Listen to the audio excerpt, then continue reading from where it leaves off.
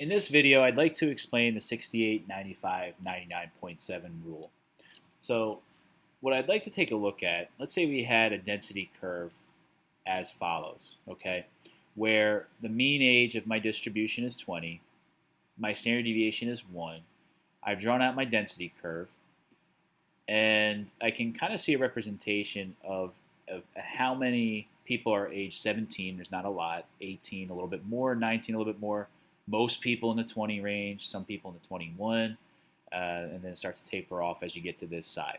So what the 68, 95, 99.7 rule does for us is it gets us right to a percentage, or it takes us directly to the percentage of the population that's going to fall between two values. And it's based off of this standard deviation. Okay, and it's real simple.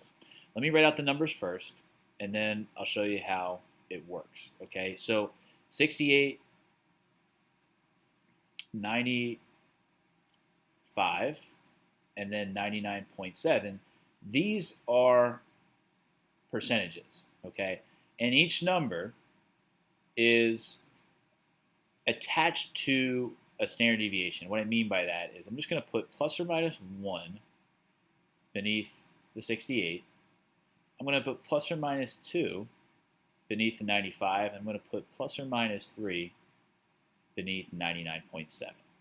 And these numbers will make a little more sense in a second. So what this tells us, the 68 rule, 68% of my population is going to fall within one standard deviation of the mean. Okay, so for example, this region right here, follow my cursor, okay, as I trace down here, all the way over to 21, up, all the way up. Okay, this little region, and let me actually highlight it in a different color. Let's just do this pink. Okay, this region right here, all the way around, all the way down, all the way over, and everything in between. All this in between. That region is 68% of the curve. So I have a 68% shot of selecting a student who's between the ages of 19 and 21, okay, based on this distribution. So 68% are in that region, okay? 95% are within two standard deviations, okay? So it encapsulates all of this pink and then some, okay? So once again, let's trace it first. So 95%, it encapsulates all this pink region, all right? And then this region over here and this region over here. So 18 is two standard deviations less than 20, and 22 is two standard deviations greater than 20. So if I had to trace up all the way around, all the way down to 22, and back over, that entire region accounts for 95%. I'm going to do this in light blue. All the way around, all the way down to 22, and everything in between. All right, notice how I'm overlapping everything in that pink region too, right? That's all part of that 95%. So you guys can kind of get the pattern, right? That 95% is what's in blue. Now what's left over, right? Well, this little triangle down here is really not that much. This little triangle down here is not that much. Remember, the whole curve itself is 100%. So why do we use 99.7? You can never be 100% sure. That's why. So within three standard deviations, this region from 17 all the way over to 23, one would agree with me that that's pretty much the whole curve, right? It's where my numbering starts. It's where my numbering stops. So why isn't it 100%? Well, it practically is, okay? It practically is. It's a little bit less. It's 99.7%. All right, let's do this one. What one haven't we used yet? Let's do the green, okay? And just follow my cursor as I go up and around. I know I'm overlapping a lot of colors here, but hang with me. And you'll notice I take into account this region over here. I take into account this region over here and everything in between. All right, notice how I'm overlapping the pink, the blue, everything. This is all green.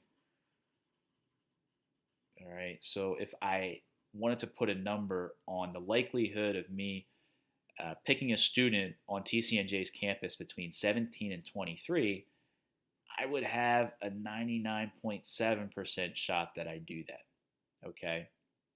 So, why does this rule help us? Okay. Let's say I asked you the question, um, what percentage of students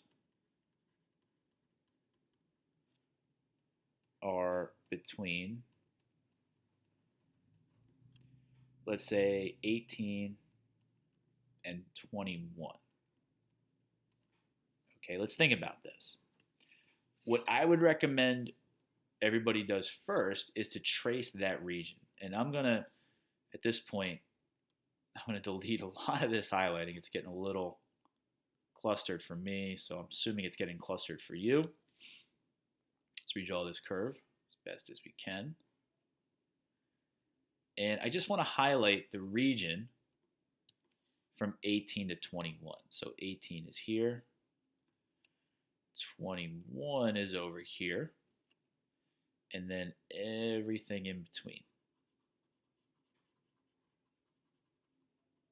Okay.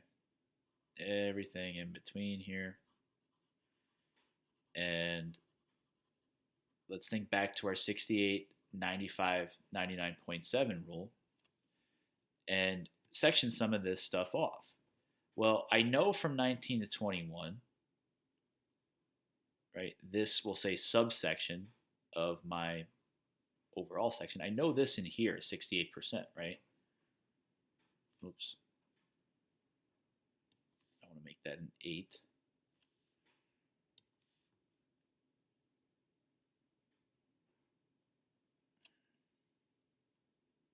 All right, so this is 68%.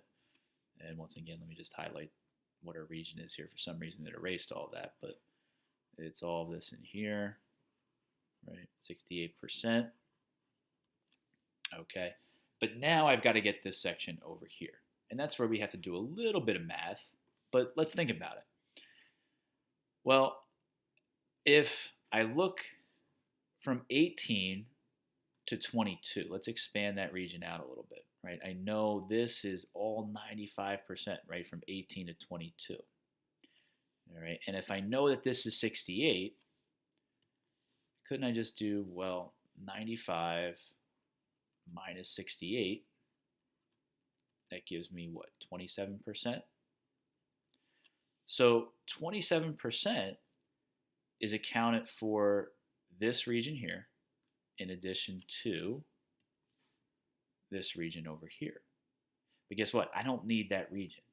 I only need this one. So I can just cut this number in half, 27 divided by 2, and it gives me 13.5%. So that 13.5% can be transferred, this 13.5% can be transferred over here. So let's do that. This would be 13.5%. So going back to our original question, the percentage of students between the ages of 18 and 21, I would just do 68% plus 13.5. And this would be 0.5, 1, carry my 1.